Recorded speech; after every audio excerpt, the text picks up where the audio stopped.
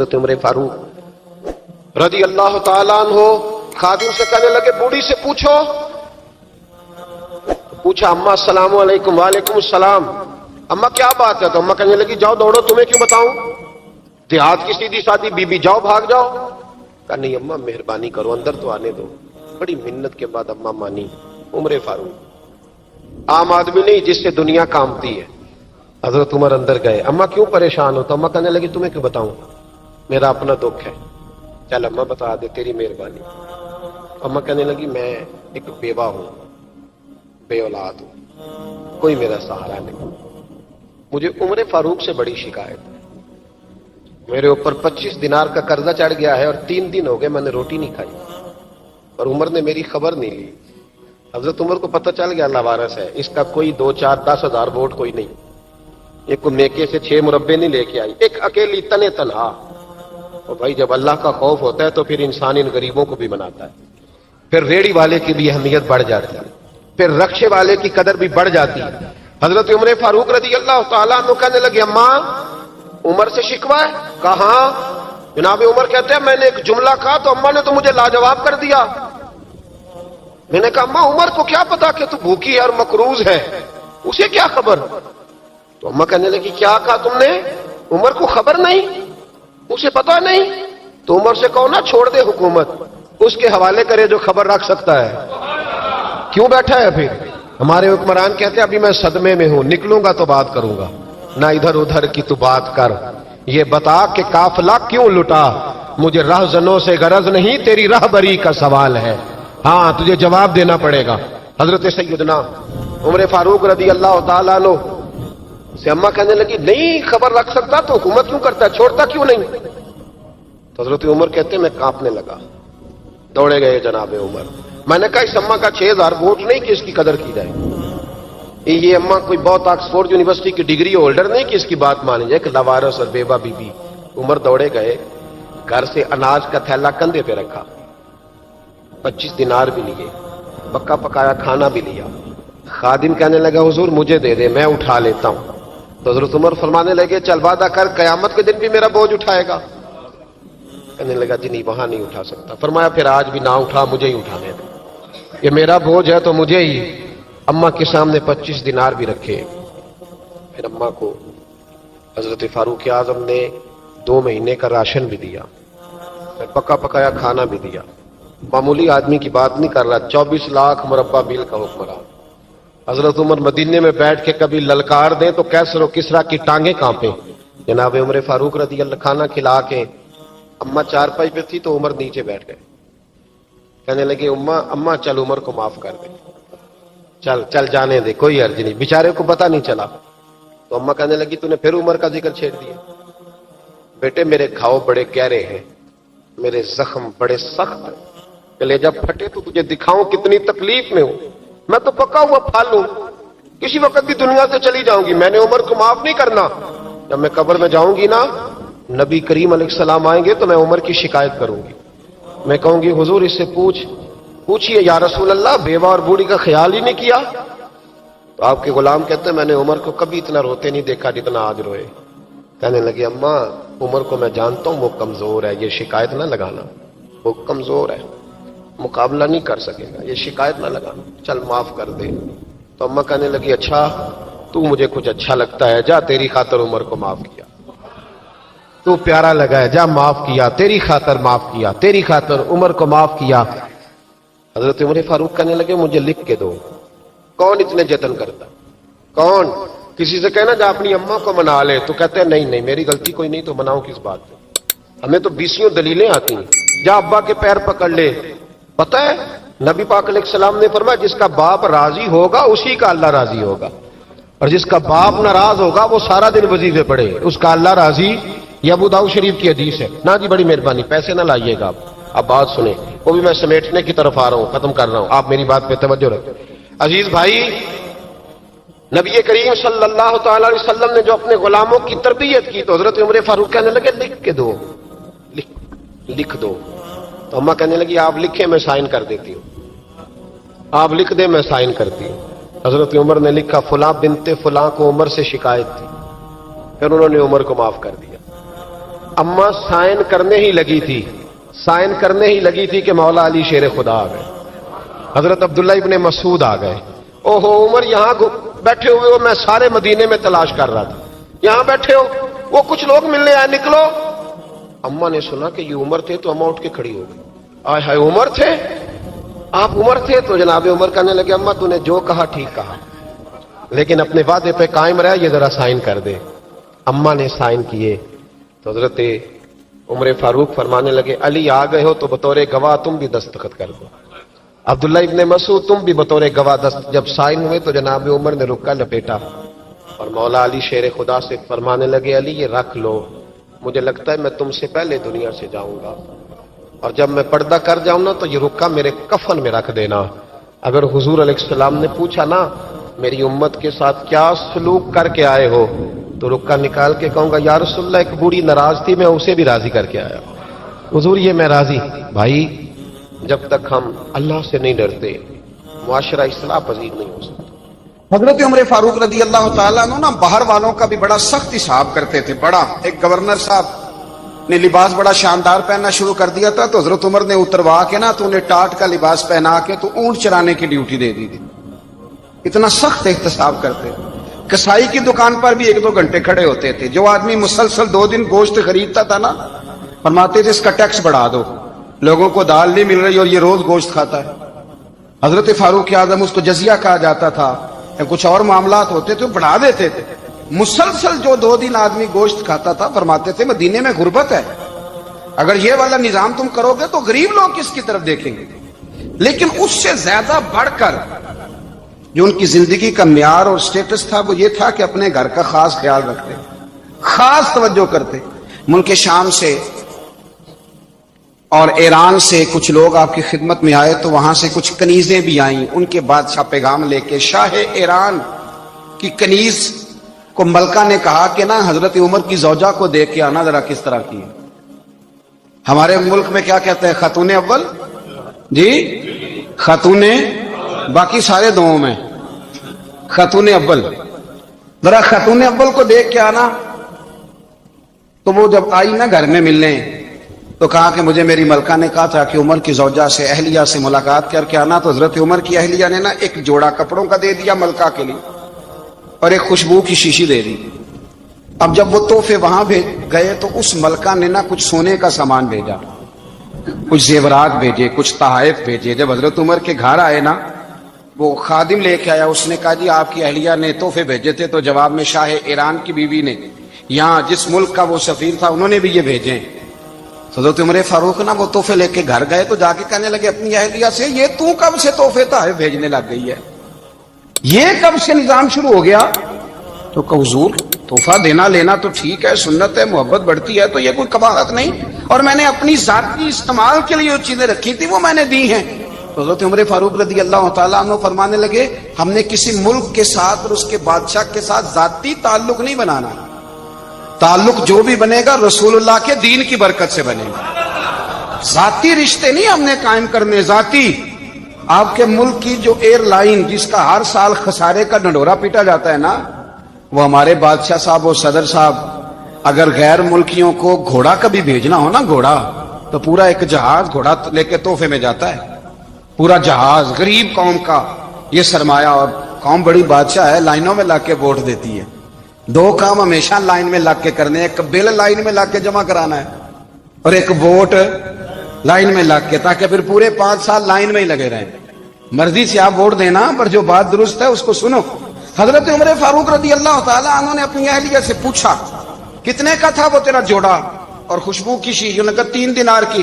فرمایا یہ 3 دینار تیرے اور باقی جو تحفے آئے ہیں وہ تو خود کہہ، چونکہ اس نے تیرے نام بھیجے ہیں، تو کہہ کہ میں مال غنیمت میں دیتی ہوں، تو کہہ میں مسلمانوں کو کہہ. تو زوجہ ہنس پڑی، کہنے لگی میں نام بھی کہوں تو مجھے کہنا تو پڑے گا ہی، کہنا تو میں نے ہے ہی، کیونکہ سامنے عمر فاروق ہے، لہذا فرمایا کہہ دیتی ہوں میں نے دیا خزانے کو. حضرت عمر نے جمع کرا لیا. میں یہ کیا بات ہوں، میرے گھر والے جو مرضی کریں، ان کا معیار زندگی جس طرح کا مرضی ہو. اور حضرت عمر ایک جملہ کہا کرتے تھے، اللہ کرے کہ یہ باتیں اس دور حاضر میں ہماری سمجھ میں آئیں. حضرت عمر فاروق رضی اللہ تعالیٰ عنہ اپنے بچوں کو فرمایا کرتے تھے کہ بہت آدمی کو بھوک لگی ہو نا اور پھر اس کی پسند کا کھانا پکا ہو تو اتنے شوق سے وہ اس کھانے کو دیکھتا ہے نا، فرمایا اس طرح پوری قوم اپنے بادشاہوں کے خاندان کو دیکھتی ہے، اس تیزی کے ساتھ دیکھتے ہیں کہ ان کے گھر میں کیا ہو رہا ہے، ان کا معیار زندگی کیا ہے، ان کا سٹیٹس کیا ہے۔ سیدنا فاروق اعظم رضی اللہ تعالی عنہ نے اپنے گھر کے اندر اپنے بچوں، آپ کے بچے دونوں کاروبار کے لیے مصر گئے تو وہاں کے گورنر صاحب نے لوگوں سے، ایک بہت بڑا قافلہ گیا مدینے سے مصر تجارت کے لیے، جاتے ہیں نا آج بھی قافلے کئی ملکوں میں، تو یہ گئے تجارت کے لیے، تو حضرت عبداللہ ابن عمر اور حضرت عبید اللہ ابن عمر، حضرت عمر کے دونوں بیٹے گئے، جناب عمر فاروق کے بچے جب وہاں پہنچے تو مصر کے گورنر نے نا لوگوں کو تعارف کرایا کہ یہ عمر فاروق کے بیٹے ہیں، یہ حضرت یہ چودھری کے بیٹے کو کون بتاتا ہے کہ تو چودھری کا بیٹا ہے؟ باہر والے بتاتے ہیں، گھر والے جی، اور سیٹھ صاحب کے بیٹے کو کون بتاتا ہے کہ تو سیٹھ صاحب کا بیٹا ہے؟ اور مالک کو کون بتاتا ہے کہ تو مالک کا بیٹا ہے اور یہ کرایہ دار ہے؟ یہ کون بتاتا ہے؟ یہ سوچ ہم دیتے ہیں بچوں کو، چودھری اور کمی کی سوچ، امیر اور غریب کی سوچ، مالک اور کرایہ دار کی سوچ، گھر کے مالک کی اور کام کرنے والے کی سوچ، یہ ہم دیتے ہیں، یاد رکھنا، یہ ہم دیتے ہیں، یہ ہمارا مزاج ہے، یہ باہر سے نہیں آتی۔ تو کوئی شہزادہ ہے، تو سیٹھ ہے، تو نواب ہے، یہ سوچ باہر سے نہیں آتی، یہ اماں سوچ دیتی ہے، اماں، یہ ابا سوچ دیتا ہے، اور پھر جب تباہی اترتی ہے تو اس کے ذمہ دار بھی باہر والے نہیں ہوتے، گھر والے ہوتے ہیں، گھر والے۔ ہمارے بچوں کی طبیعتوں پر زیادہ نقش باہر والوں کا نہیں ہوتا، گھر والوں کا ہوتا ہے، یاد رکھیے گا۔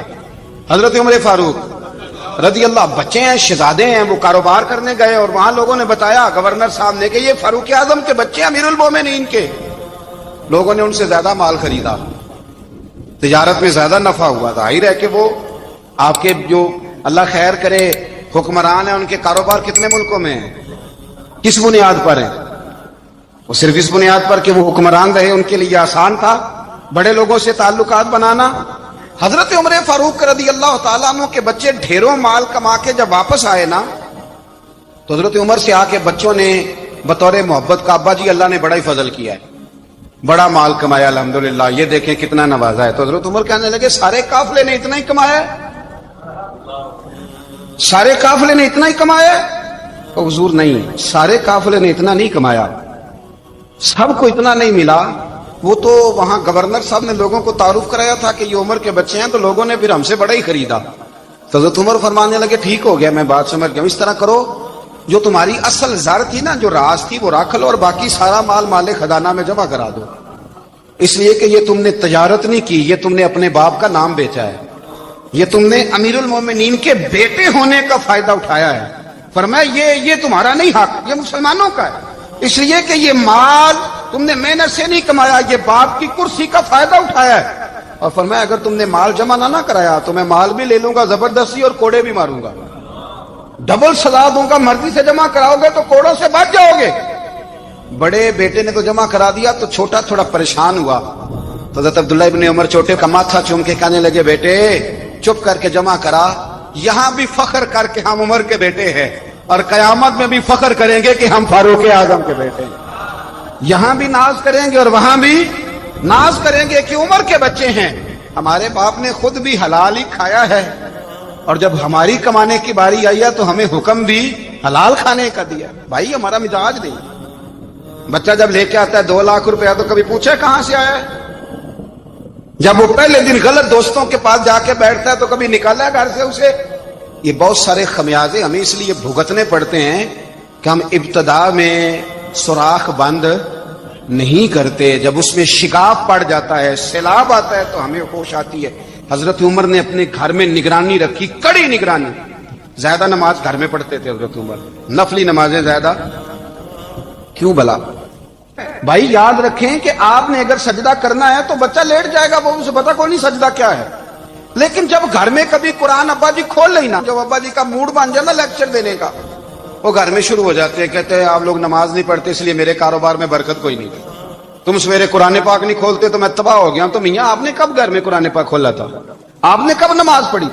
آپ نے کب گھر کے اندر اللہ رسول کا ذکر کیا تھا؟ آپ نے کب حدیث چھیڑی؟ آپ نے بھی تو گھر کے اندر جب بھی آپ آئے ہیں تو آپ نے وہی کچھ کیا جو دنیا دار کرتے ہیں. آپ بھی تو اپنا موبائل لے کے الگ کونے میں بیٹھ گئے. آپ نے بھی تو کہا ہے کہ اب تمہارے چینل ختم، اب میری مرضی والا چلے گا. تو جو آپ نے کیا ہے بچے بھی وہی کام کریں گے. آپ نے بھی گپ شپ لگائی ہے تو وہ بھی لگا رہے ہیں. یہ سمجھ لیں جو کام آپ کریں گے آپ اپنے بچوں کی سیرت میں اس کا جلوہ دیکھ لیں گے. بڑی پکی سی بات ہے کہ آپ کو بچے کی عادتیں دیکھ کے سمجھ آ جائے گی کہ میں بھی یہی کرتا تھا اور یہ بھی. حضرت عمر فاروق رضی اللہ تعالیٰ عنہ وصال فرما گئے تو آپ کے وصال کے بعد حضرت عثمان غنی رضی اللہ تعالیٰ عنہ نے آپ کی ایک بیوہ سے نکاح کیا.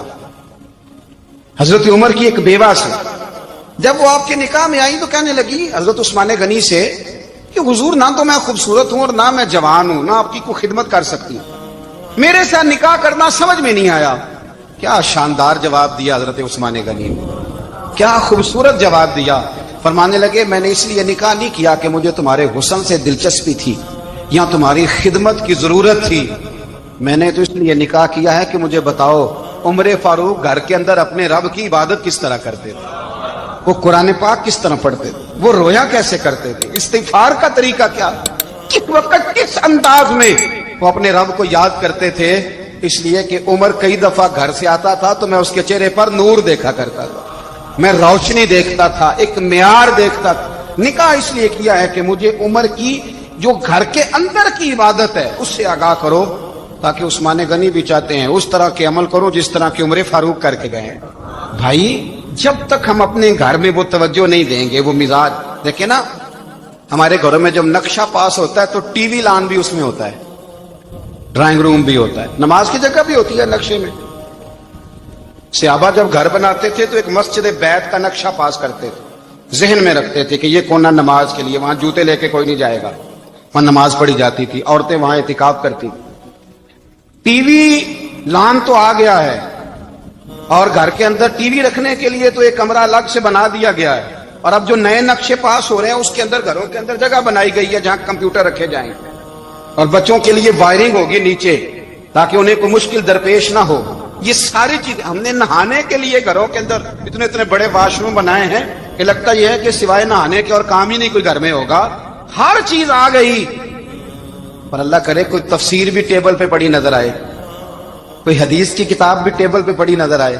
اللہ کرے کہ جس طرح ابا لطیفہ سن کے آتا ہے تو جب تک سنا نہ لے اسے ہضم نہیں ہوتا، اللہ کرے کہ وہ جمعے میں بیان سن کے جائے تو اس کا بھی دل کرے میں اپنے بچوں کو سناؤں. وہ نبی پاک کی کوئی حدیث کہیں سے سنے تو گھر جا کے سنائے. جب تک یہ معیار نہیں بنتا آپ کیسے توقع کرتے ہیں کہ گھر کے اندر اللہ کی رحمتیں نازل ہوں گی؟ آپ یہ کیسے توقع کرتے ہیں کہ گھر کے اندر وہ معیار اور وہ مزاج بنے گا؟ حضرت عمر فاروق نے ذاتی زندگی پر جو توجہ دی، گھر والوں کے معیار پر جو توجہ دی حضرت عمر فاروق رضی اللہ تعالیٰ عنہ نے، وہ بھی بڑی دیدنی ہے. حضرت ابو موسیٰ اشعری کو نا آپ نے وزیر خزانہ بنایا، وزیر خزانہ. تو حضرت ابو موسیٰ اشعری کہتے ہیں کہ حضرت عمر کو شے خزانے میں رہنے تو دیتے نہیں تھے. تو ایک دن میں صفائی کر رہا تھا اس کمرے کی جس میں خزانہ رہتا تھا. ہمارے تو ملک میں جو جاتا ہے وہ صفائی کر کے ہی جاتا ہے، اللہ خیر کرے. اور خیر معیار بدلتا ہے. جو پچھلی حکومت ہوتی ہے وہ قرضہ اٹھاتی ہے، وہ باہر سے جاتی ہے تو قرضہ لے کے آتی، اور جو نہیں آتی ہے وہ کہتی ہے ہمیں پیکج مل گیا ہے. وہ قرضہ نہیں اٹھاتے، ان کو کیا ملتا ہے؟ یعنی پچھلی نے قرضہ لیا تھا اور ہم نے، واہ جی واہ کیا خوبصورت انداز ہے. اس کا نام بدل کے نا، انہوں نے قرضہ لیا تھا اور ہم نے، میں کہا بڑے شاندار سیانے بندے ہو گئی. اور اللہ تعالیٰ خیر فرمائے، ہمارے جو بڑے شاندار قسم کے دوست ہیں نا، شاندار جن کا ادب سے نام لیتے ہیں، وہ عرب کے بادشاہ ہیں. ہم تو عرب خالی کہتے بھی نہیں، عرب شریف کہتے ہیں، عرب شریف. انہوں نے پتہ کیا کیا ہے؟ انہوں نے اس طرح کیا ہے کہ جو کشمیریوں کا قاتل تھا نا اس کے گلے میں میڈل ڈال دیا. یہی کام وہ کرتے رہتے. انہوں نے پہلے انہیں بلا کے مندر بھی بنوائے تھے، ہمیں کوئی شکوہ نہیں، ان کی زمین ہے، اللہ تعالیٰ توفیق عطا کرنے والا ہے. پر خیال یہ تھا کہ چلو کشمیریوں کے زخموں پر نمک نہ چھڑکتے، 2 مہینے انتظار کر لیتے، کچھ حالات سنور جاتے، کچھ تھوڑا انتظار. ہیں ہمارے دوست، ہمارے وزیر اعظم صاحب جب جاتے ہیں تو وہ پھولوں کا ہاتھ ڈالتے ہیں ہمارے دوست.